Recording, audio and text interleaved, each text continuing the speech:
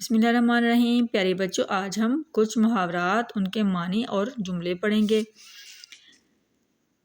چلتے ہیں جملوں کی طرف۔ آگ بگولا ہونا، بہت غصے میں ہونا۔ گالی سن کر قیصر آگ بگولا ہو گیا۔ انتقام کی آگ جلنا، انتقام کی آگ جلنا، بدلہ لینے کے بارے میں سوچنا، یعنی کہ دل میں بار بار یہ خیال آنا۔ روحان انتقام کی آگ میں جل رہا ہے۔ اوسان خطا ہونا، ڈر جانا، اوسان خطا ہونا، ڈر جانا یا گھبرا جانا۔ شیر کو دیکھ کر سہیل کے اوسان خطا ہو گئے۔